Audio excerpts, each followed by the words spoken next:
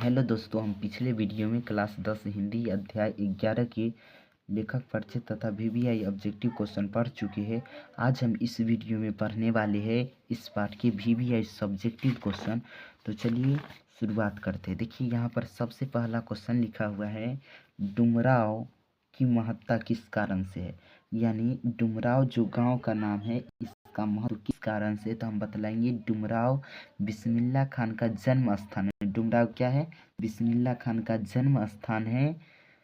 उसके बाद लिखा हुआ है, बिस्मिल्लाह खान भारत के मशहूर शहनाई वादक थे। यानी बिस्मिल्लाह खान जो थे शहनाई बजाया करते थे। आगे लिखा हुआ है, शहनाई बजाने के लिए नरकट यानी रीढ़ का प्रयोग किया जाता है। यानी शहनाई जो था उसको बजाने के लिए रीढ़ का प्रयोग किया जाता है। और वो नरकट डुमराव में नदी के किनारे पाए जाते हैं, जिस कारण से डुमराव की महत्ता है। दो कारण से जाना जाता है डुमराव।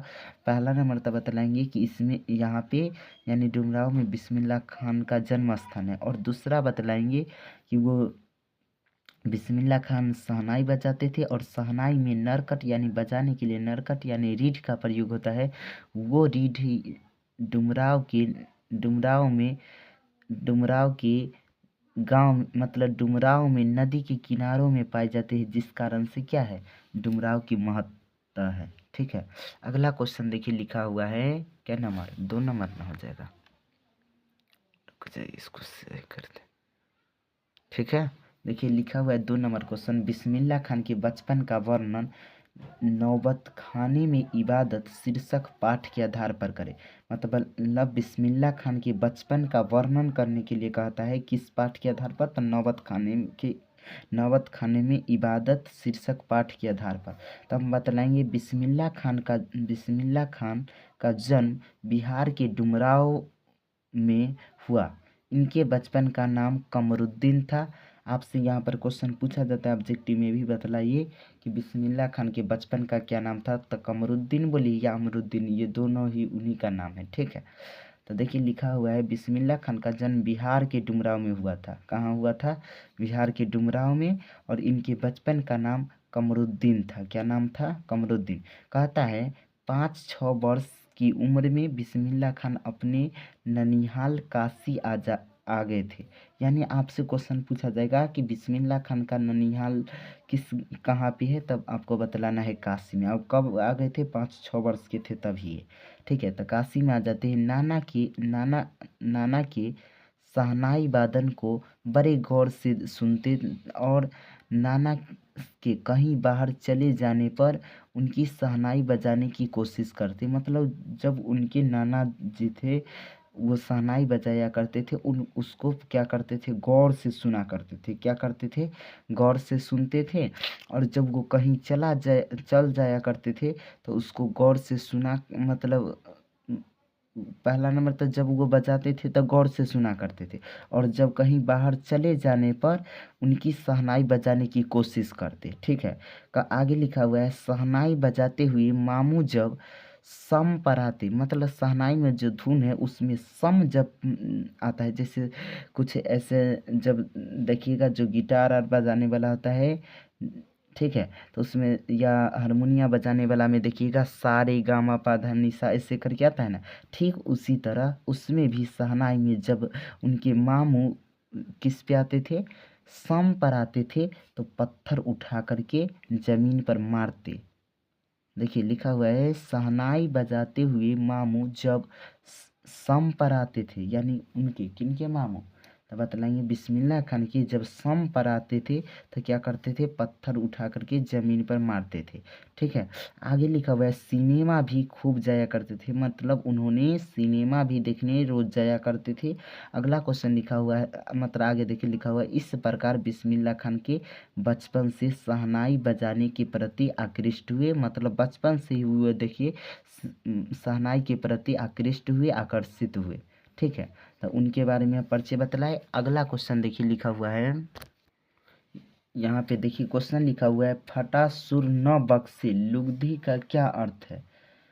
आज फटा है तो कल सिल जाएगी, आज से स्पष्ट करें। मतलब ये जो लाइन लिखा हुआ है इसका अर्थ स्पष्ट करने के लिए कहता है कवि। तो हम क्या बतलाएंगे, फटा सुन न बख्शे लुगदी का क्या अर्थ है, तो बतलाएंगे आज आज फटी है तो कल सिल जाएगी, ऐसा बिस्मिल्लाह खान तब कहते हैं जब किसी दिन एक शिष्या ने डरते डरते कहा, आपका इतना इज्जत है, आपको भारत रत्न भी मिल चुका है, आपसे कोई मिलने आता है तो आप फटी फटी कपड़े में ही क्यों मिलते हैं।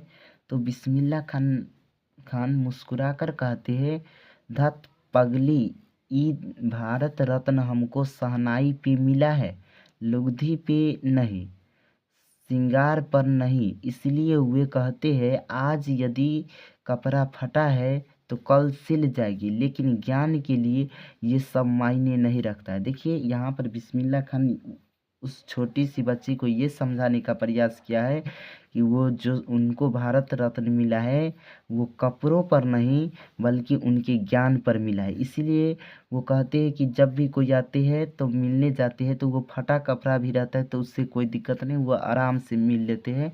ठीक है, तो इसीलिए उसको मतलब उस लड़की को समझाने का प्रयास करते हैं और कहते हैं कि यदि आज आज फटा हुआ है कपड़ा तो वो कल सिल जाएगी। लेकिन ज्ञान के लिए ये सब मायने नहीं रखता है। ठीक है, अगला क्वेश्चन देखिए, लिखा हुआ है 4 नंबर, बिस्मिल्लाह खान। क्या लिखा हुआ है, बिस्मिल्लाह खान मतलब बिस्मिल्लाह खान की शहनाई। एक कलाकार के रूप में बिस्मिल्लाह खान का परिचय पाठ के आधार पर दे, तो हम बतलाएंगे कि एक कलाकार के रूप में बिस्मिल्लाह खान के हाथों में और फूक में जादू है। मतलब उनके हाथों में और फूक में क्या है, जादू है। क्योंकि हाथ और फूक करके ही बजा, हाथ से धर के और फूक करके ही शहनाई बजाया जाता है। देखिए लिखा हुआ है, शहनाई से उनको इतना लगाव था कि बिस्मिल्लाह खान का मतलब बिस्मिल्लाह खान की शहनाई, और शहनाई का मतलब बिस्मिल्लाह खान की हाथ, और हाथ का मतलब बिस्मिल्लाह खान की फूक, और फूक का मतलब शहनाई की जादुई आवाज़। बिस्मिल्लाह खान जब शहनाई बजाते थे तो उनका ताल मालूम था, राग मालूम था। इसीलिए बिस्मिल्लाह खान कलाकार के रूप में जाने जाते हैं। यानी देखिए जो बिस्मिल्लाह खान है वो इतना उनको शहनाई से लगाव था कि इनके नाम से शहनाई को लोग जाना करते थे, या शहनाई के नाम से इनको जाना जाता था। ठीक है, इसीलिए यहाँ पर क्वेश्चन है बिस्मिल्लाह खान का मतलब बिस्मिल्लाह खान की शहनाई, तो इसके बारे में बतलाया गया है। ठीक है, तो चलिए इस पाठ के पूरा सब्जेक्टिव क्वेश्चन कंप्लीट हुआ। अब अगले क्लास में हम क्लास मतलब 12 चैप्टर पढ़ेंगे।